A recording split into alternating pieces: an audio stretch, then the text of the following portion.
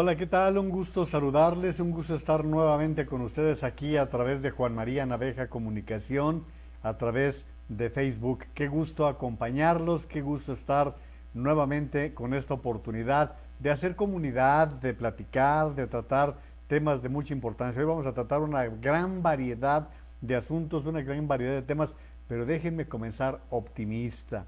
Hoy vamos a empezar con una buena noticia dentro de todo esto, por lo menos esperanzadora, una noticia que nos da cierta ilusión frente a los 6 meses de incertidumbre en que hemos estado. No significa que esto haya cambiado, no significa por ningún motivo que hay que bajar la guardia, no, no, no, no, no, no. Simplemente significa que se ha dado un buen paso por parte del gobierno de México, que se ha tomado una buena decisión, razonable, que ha sido una decisión que dentro de una pésima gestión, un pésimo tratamiento de la pandemia, a pesar de todo eso, a pesar de los graves errores de los López, hoy parece que el hombre que se empeña en ser un buen gobernante, una buena autoridad, un buen funcionario público, porque es quien realmente ha salvado al gobierno de López Obrador, nuevamente da la cara y saca las castañas del fuego. Estamos hablando de Marcelo Ebrard. Estamos hablando evidentemente del anuncio que se ha formalizado un acuerdo para que México y Argentina estén junto con la Universidad de Oxford, que esté también, sobre todo, con el laboratorio AstraZeneca y, desde luego, con la Fundación Carlos Slim. Todo este conglomerado da como consecuencia un acuerdo, se va a fabricar la vacuna para América Latina entre Argentina y México. Y al mismo tiempo se da un convenio para que estos dos países cuenten con una muy buena cantidad de vacunas. Se calcula que puede ser un acuerdo de unos 500 mil, unas 500 mil dosis que pudieran repartirse entre todo el continente, menos Brasil. Salvo Brasil, para los demás países de América, claro, ni Estados Unidos ni Canadá, que van por otra vía, van por otra ruta. Ese es el acuerdo que han llegado y que fue lo que se anunció hoy por la mañana. De hecho, desde ayer la noticia se empezó a filtrar porque, pues, como suelen ser ellos, ¿no? Miren, yo tengo muchos amigos argentinos que son extraordinarios seres humanos, grandes profesionales, y tengo un gran cariño y respeto por muchos argentinos que hemos hecho una hermandad en la Cumbre Mundial de Comunicación Política que encabeza un argentino precisamente, padre de la Cumbre Mundial de Comunicación Política, Daniel Iboscus, y como él, una buena cantidad de argentinos. Pero bueno, ayer por la noche el presidente de Argentina, Alberto Fernández, se adelantó a un anuncio que se debió hacer el día de hoy para poder hablar de la vacuna. A ver, vamos por partes. Acuérdense ustedes de lo que representa la vacuna y los procesos que significan. Quiero empezar bien, quiero empezar contento porque luego me voy a poner oscuro porque hay cosas muy desagradables de las cuales dar cuenta. Pero para que no digan, uy, ni siquiera una buena, ni siquiera las buenas se les reconocen. No, esta hay que reconocerla, ¿eh? Esta es una decisión importante por parte del gobierno que encabeza López Obrador. No voy a hablar bien de López Obrador, no, no lo voy a hacer. Voy a hablar bien de Marcelo Ebrard. Y de lo que debo reconocer por parte del presidente de la República es que él eligió a Marcelo Ebrard para encabezar las cosas macro con respecto a la pandemia. Lástima que no le encargó también la parte sanitaria y se la dejó en un irresponsable como López Gatel. Pero bueno, no entremos a las amarguras, que al ratito voy a entrar a esto. Mejor voy a hablar bien de lo que ha hecho Marcelo Ebrard, quien ustedes saben es el secretario de Relaciones Exteriores. Es un político que se ha forjado a lo largo de muchos años. Miren, a Marcelo Ebrard yo lo vengo viendo, lo vengo observando, no, ni nos conocemos, en la vida nos hemos dado la mano, pero fue jefe de gobierno cuando yo estaba en Ciudad de México, pero lo conozco desde que era uno de los hombres muy cercanos, quizás el más cercano de Manuel Camacho Solís, cuando este era el jefe de gobierno del Distrito Federal en tiempos de Salinas de Gortari.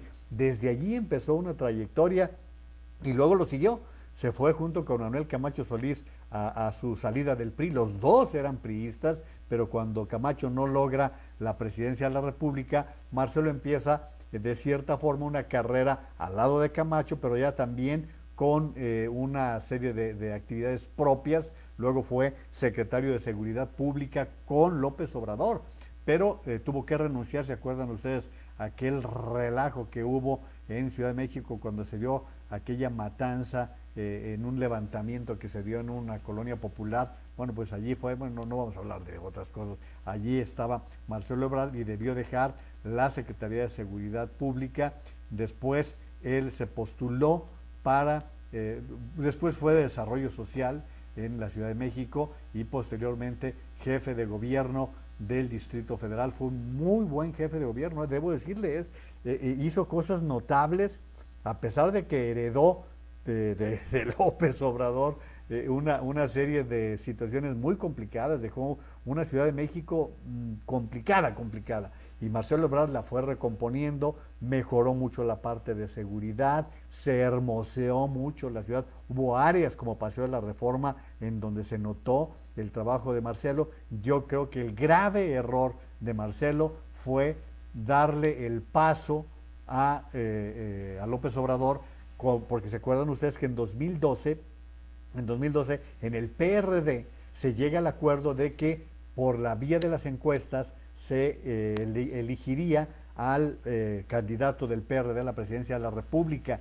Y bueno, a pesar de que Marcelo tenía todas las ventajas, él decidió ser discreto y de alguna manera cedió el paso para López Obrador. Yo pienso que Marcelo hubiera sido un durísimo rival para Enrique Peña Nieto. Sin embargo, bueno, tomó esa decisión. Fue un sexenio muy complicado, a pesar de que Marcelo fue quien apoyó la candidatura de Miguel Ángel Mancera, que ganó, imagínense, con el 60% de la votación ganó Miguel Ángel Mancera, pero Miguel Ángel fue un malitito jefe de gobierno, teniendo toda esa gran aceptación, fue bastante malo como jefe de gobierno del Distrito Federal, teniendo todas las posibilidades para haber hecho una gran carrera.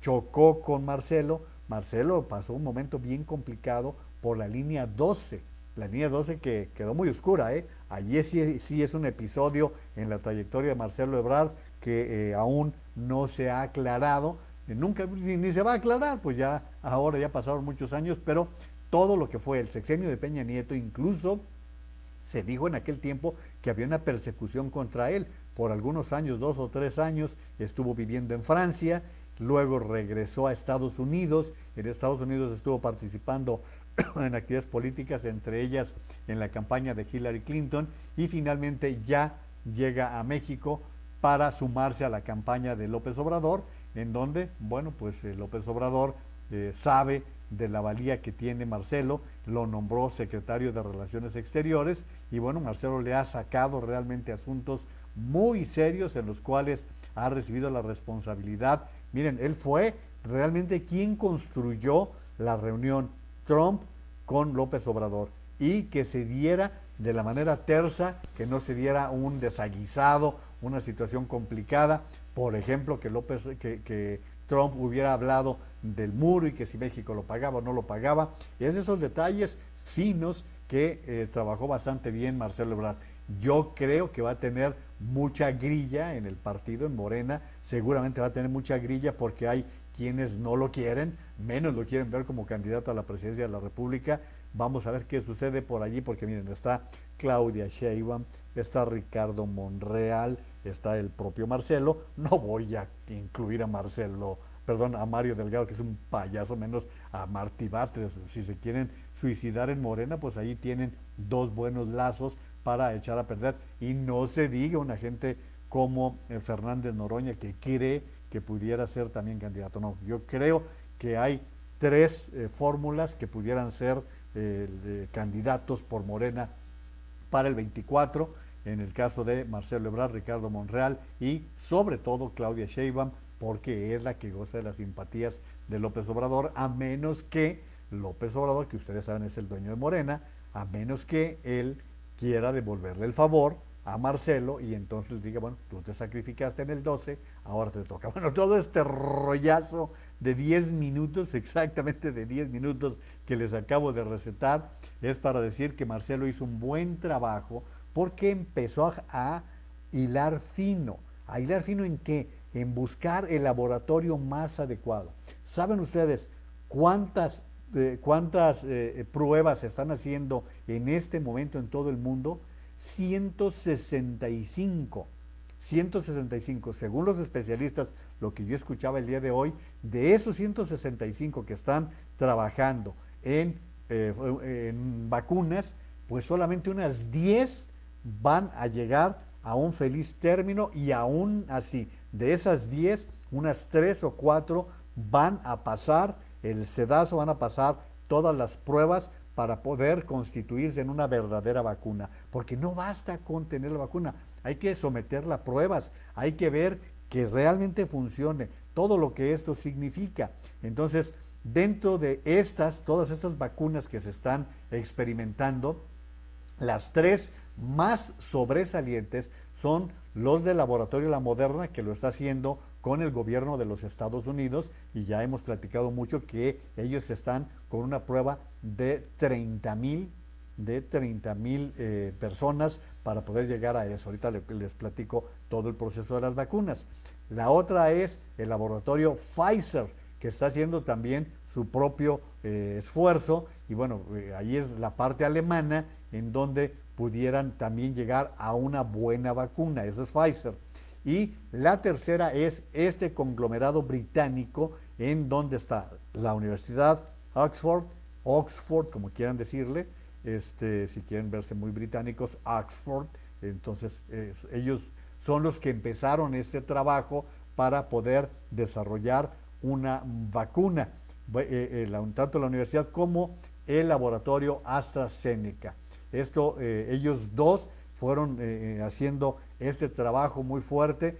Ya les he comentado aquí en la transmisión que es un hito, es algo inusitado en la historia de la humanidad que una vacuna se desarrolle tan rápido, porque normalmente se tarda hasta 10 años.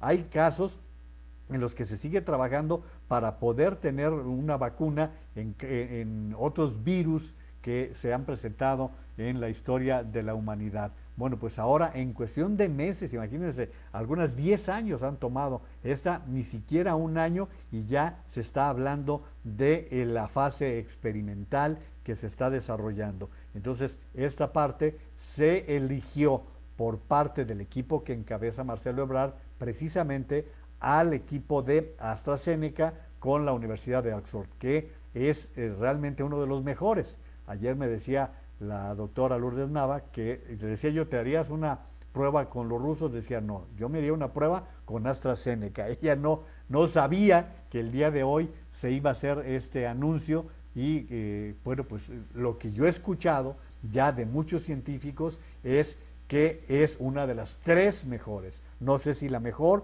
pero es una de las mejores, y es un hecho que realmente se debe reconocer, el que se hubiera conseguido que sea México uno de los centros de producción de esa vacuna. Voy a seguirles platicando acerca de esta buena noticia en un momento más, pero antes quiero agradecer a las personas que se están conectando a la transmisión, que la están compartiendo, que la están haciendo posible el día de hoy. Están poquitos, a lo mejor no les gusta que yo hable bien de este gobierno, pero pues tengo que hacerlo cuando así se da. Cuando se dan una noticia buena, como llega a ser la que estoy comentando, pues hay que reconocerlo como tal. Y les repito, con calma, apenas es un acuerdo. Ahorita seguimos platicando de ello. Muchas gracias a Alicia Esther Gutiérrez López, buenas noches, Juan María Comunidad. Saludos a Gustavo de la Cerda, Samuel Magaña, ¿cómo está Samuel? Gloria Naveja, Alma Sánchez, Lucy Bustamante. Saludos a toda la comunidad, saludos padrinos, muchos saludos, Lucy, hasta allá, hasta Sinaloa. También para Nadia Padilla, uy, qué milagro, Nadia, qué gusto que estés por aquí. Me da gusto que estés participando en la transmisión. Un fuerte abrazo para ti y para tu marido. Carmen Robles Gil también dice: buenas noches, Juan María, comunidad pensante, que nos reunimos cada noche para escucharte y compartir. También José Santa Cruz, Lourdes Barragán y Antonio Ibarra. Saludos a Urs Cam. Urs, ¿qué tal? ¿Cómo estás? Muchos saludos. Por cierto, ayer me mandaste y no te comenté nada de ese meme que está bastante bueno, ese meme de la vacuna rusa, y que pusieron una ampolleta con una etiqueta de Smirnov, y esa es la vacuna rusa. También Rafa Saavedra dice: papá, Messi y vacuna. Papa, Messi y vacuna. Muy bien, muchas gracias. Saludos a Pati Padilla Escobar, hay muchos saludos para Pati. Joe Martínez, Paco Castro Rojas, mi compañero de tantos años en Notisistema. ¿Cómo estás, mi querido Paco? ¿Cómo está Tlajomulco de Zúñiga? Paco fue mi compañero muchos años, él fue un reportero de una larguísima trayectoria, primero en el periódico El Informador y después duró muchísimos años en Notisistema. De hecho, yo me fui primero, él ahí se quedó, no sé, 10 o 15 años más, y bueno, después salió también para hacer otro tipo de actividades. Así que va el fuerte abrazo para Paco Castro Rojas. Pati Serna también saludos. Tere Chimán, Candy Álvarez, gracias por estar participando. Lo mismo para Tere Orozco Ramírez, gracias por sumarse a esta transmisión. Bueno, les estaba platicando de la vacuna, o sea, como les he platicado en otras ocasiones, el proceso de la vacuna es seguido por la Organización Mundial de la Salud, y existe una serie de protocolos que los laboratorios deben de ir cumpliendo, ¿sí? Aquí tenemos un hecho, tenemos una cepa del SARS-CoV-2, que es el coronavirus, que fue modificado, como les he platicado, que fue modificado al nombre de COVID-19, con el propósito de no condenar a una localidad, en este caso de Wuhan, China. Esa fue la decisión de la Organización Mundial de la Salud, y quitarle aquello de coronavirus y convertirlo en COVID-19. Entonces, cuando la Organización Mundial de Salud empieza a ser informada de procesos de investigación por parte de organizaciones en el mundo, particularmente laboratorios, yo les platiqué desde el principio, aquí viene una batalla tremenda en materia de espionaje, investigación, va a ser durísima. Van a ver, con el tiempo van a salir películas, van a salir libros, vamos a saber muchas leyendas, unas urbanas, otras reales, vamos a saber muchas cosas que se han venido manejando con respecto a la lucha por tener la vacuna.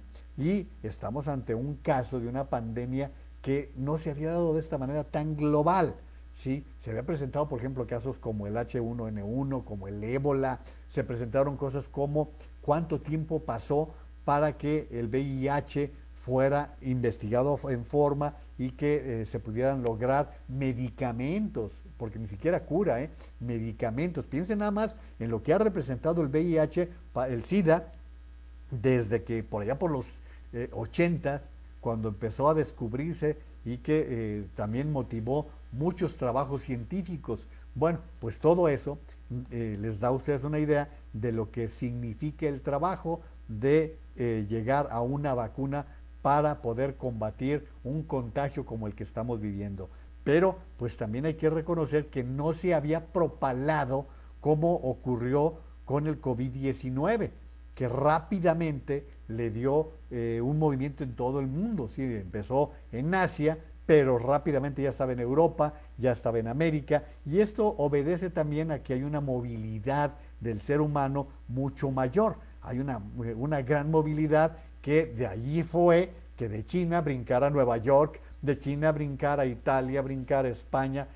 Ahorita no voy a hablar de los errores de los gobiernos, porque vaya que se equivocaron todos, los chinos y sus cosas extrañas, los americanos con Donald Trump que siguen metiendo la pata, Italia y España que reaccionaron tarde, y bueno, sabemos los que reaccionaron muy bien, Corea del Sur, Nueva Zelanda, Vietnam, que hicieron trabajos notables, aquellos grandes elogios para Suecia, que al final hasta disculpas han tenido que desarrollar, porque ellos se prefirieron aquello que se llama la solución de rebaño, que significa que se contagien muchos, para que si se contagian muchos, bueno, pues ya hay la manera de que, de que al estar todos contagiados, pues sanen los que deban de sanar y se mueran los que se deban de morir.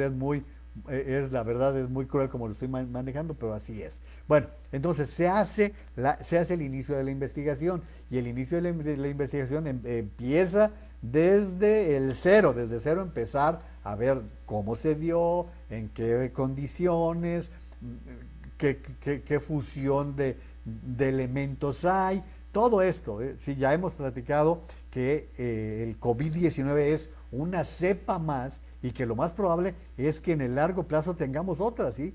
Que es pariente cercana del H1N1, es un tipo de influenza, ¿sí? Es un tipo de influenza estacional que se dio en el invierno, ¿sí? Por eso fue esa explosión que sucedió en gran parte del mundo. Vean cómo en Sudamérica han crecido mucho los casos, es que ellos están en invierno, ¿sí? Ellos están cerrando su invierno, y bueno, pues tienen lo que nosotros vivimos en el invierno, no tanto en México, pero sí en otras localidades del continente. Entonces, hay ciertas etapas, son 3 etapas las más importantes que va vigilando la Organización Mundial de la Salud. Cuando ya se tiene una vacuna desarrollada, se va a practicar en animales, ¿sí? Se da una serie de ejercicios en animales. Cuando ya se logra que un buen éxito con los animales, se pasa a la etapa número 3, que es desarrollarla con humanos, ¿sí? En el caso de esa vacuna que estamos comentando, la vacuna en la cual va a participar México, son 50,000 pruebas, ¿sí? Que se están desarrollando en la India, en Sudáfrica, en Europa, en América. Hay muchos lugares en donde se están haciendo ejercicios con esta vacuna. La de la Moderna, ya les había comentado, que eran 30,000 pruebas, y que son los mínimos que exige la Organización Mundial de la Salud para validar las investigaciones. ¿Por qué a la vacuna rusa no se le ha validado? Bueno, pues porque su fase experimental con humanos no se ha cumplido. El gobierno de Rusia dice que les ha ido muy bien, que lo han experimentado con sus fuerzas armadas, inclusive Putin dijo que se le aplicó a una de sus hijas, pero no tiene ese protocolo cubierto de la tercera fase. Esta tercera fase no sabemos cuánto vaya a durar, ¿sí? Hoy yo he escuchado por allí a quienes dicen, hombre, para noviembre ya la tenemos. Tranquilos, a lo mejor para noviembre se estarán terminando estas investigaciones que se están realizando, pero todavía faltaría mucho, ¿sí? Todavía faltaría el proceso de producción, el proceso de validación, el proceso de distribución. Imagínense ustedes lo que va a representar que llegue a todas las comunidades, porque como les digo, en el caso de Argentina y México se acordó por 500,000 dosis. ¿Hasta ahí vamos bien? Bueno, espero que les esté resultando interesante todo este relajo que les estoy explicando. Pero luego viene la parte ya ejecutiva que se ha dado de los gobiernos, ¿sí? Los gobiernos de Argentina y México llegaron a un acuerdo con el laboratorio, con la universidad, para poder producir parte del proceso, para generar parte del proceso. Una parte lo hará Argentina, ellos creo que van a hacer un tipo de líquido, de reactivo. México hará otra parte, no me lo crean, en un ratito les doy más información. Y luego vino un acuerdo en donde viene la parte de la lana, ¿no? Porque los laboratorios exigen que se dé un financiamiento a fondo perdido prácticamente, ¿sí? Entonces el gobierno de México encontró una solución a través de la Fundación Carlos Slim. ¿En qué consiste esta solución? Bueno, pues primero, AstraZeneca ha acordado que no va a ganar dinero, al menos no lo va a lucrar con esta etapa de la vacuna.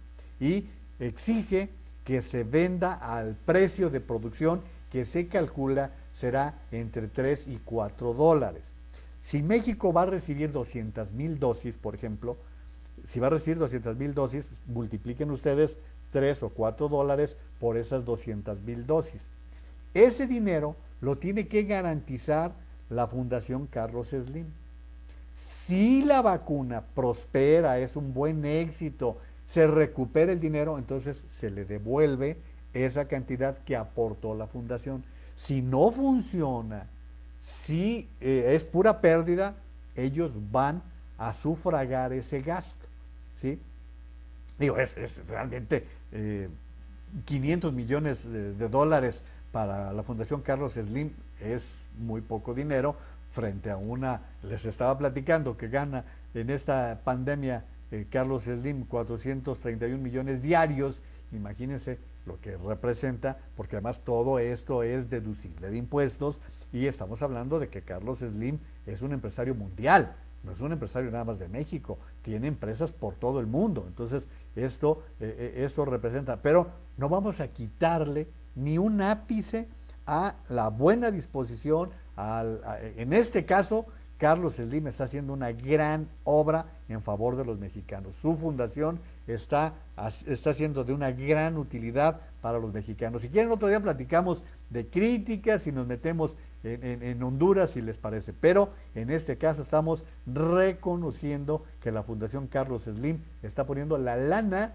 que el gobierno de México no tiene. Entonces, ¿cuál es el gran acierto del secretario de Relaciones Exteriores, Marcelo Ebrard? Uno, haber logrado que México esté dentro de este proyecto. Ese es el primer gran logro, porque el laboratorio no acuerda con particulares. El laboratorio AstraZeneca acuerda con gobiernos. Entonces, al acordar con el gobierno de México y con el de Argentina todo este proceso, se da ese primer paso. El segundo es cuando se logra que sea la Fundación Carlos Slim la que aporte la lana, que aporte el dinerito. Entonces fue lo que se anunció hoy en la mañanera. Creo que es la mejor mañanera en toda la historia que tiene el presidente López Obrador realizando mañaneras. Creo que es la mejor. Digo, sí han hecho anuncios importantes, no se puede negar. Digo, por ejemplo, lo de las pensiones, que yo no estoy de acuerdo, ya he dado mis puntos de vista, pero no, tampoco es el asunto ponernos a demeritar. La de hoy fue una muy buena por el anuncio que se formuló, que era el de la vacuna y que lo explicó detalladamente Marcelo Ebrard. Y bueno, yo he tratado de darles los elementos, espero que sea de interés para ustedes. Todo esto que he comentado, ahorita les doy más información a este respecto. También Juan Carlos Camacho, ¿qué tal, Juan María? Muy buenas noches. Estoy confundido, ¿usamos o no usamos el cubrebocas? No, Juan Carlos, al contrario, con mayor razón. A ver, nada, no se ha avanzado nada, ni siquiera sabemos si la vacuna va a dar resultado, ni siquiera eso sabemos. Al contrario, hay que aplicarnos como nunca a las recomendaciones, el cubrebocas, la distancia física, lavarnos las manos. Las recomendaciones siguen siendo las mismas. No se ha logrado nada, bueno, sí se ha logrado un gran avance por parte de las investigaciones, pero la vacuna todavía no llega. Y es más, a lo mejor la vacuna nos llega por allá por marzo, abril o más adelante. Vamos a esperar, ¿eh? Es más, no quiero salirme de lo positivo, pero les tengo malas noticias. Ya están advirtiendo de los riesgos para el otoño, ¿eh? ¿Se acuerdan que hace 3 días yo les decía, los 3 meses, les dije, los 3 meses de la educación, les dije los 3 meses que había de por medio para la cuestión de la economía y el ahorro, y les dije los 3 meses para prepararse y vacunarse contra la influenza. O sea, todo esto hay que irlo siguiendo religiosamente. Así que, Juan Carlos, nada de quitarse la mascarilla, al contrario, hay que exigir. Fíjense, hoy, por ejemplo, Joe Biden, el aspirante demócrata a la presidencia de los Estados Unidos, propuso que la mascarilla se registre como un requisito nacional. como una exigencia nacional el uso de mascarilla en todo Estados Unidos. Es una de las propuestas que hoy hizo Joe Biden, el demócrata. Saquen ustedes sus conclusiones si usamos o no. Ahora, dirán ustedes, oye Juan María, ¿por qué estás tan optimista si ya estamos con más de 500,000 contagiados de manera declarada? Déjenme un ratito de darles buenas noticias y a lo mejor hasta les caigo bien a los simpatizantes de López Obrador. ¿Cómo les dicen ustedes? Ustedes les dicen los chairos, ¿verdad? A nosotros nos dicen los fifís. Bueno, pues ni hablar. Así nos ha dividido el señor presidente, así le gusta crear a él confusión, división, enfrentamiento, encono, eso es lo que a él le gusta, ¿no? Pero bueno, no estamos, otra vez, no estamos en ese terreno, estamos en el momento positivo. Saludos a Salvador Naveja, María Luisa Naveja también, dice producción, hay una inducción, ¿podrías mover tu micro? Sí, cómo no, a ver, voy a tratar de moverlo, a ver si logramos que sea mejor, ya me dirán ustedes si estamos consiguiendo un mejor sonido. Ya me dirás, Maru, si lo logramos. No sé qué es lo que pasa, que de repente traemos ese tipo de ruidos. También muchos saludos a Luzma Libertad, gracias por estar participando. Para Lulú Rico, Gabriela RBD, también para Carlos Guillermo Smay. ¿Dónde andaba don Carlos Guillermo? Hacía mucho que no se reflejaba por aquí, dice Juan María, presente de nuevo, bienvenido, da muchísimo gusto. Luisa Aguilar, Lucy Bustamante, reconocimiento a la Fundación de Carlos Slim. Esperamos que la vacuna sea un buen éxito, esperemos que así lo sea, Lucy. Yo quisiera creer que así va a ser, me daría muchísimo gusto. A ver, para quitarnos problemas voy a quitar el micrófono.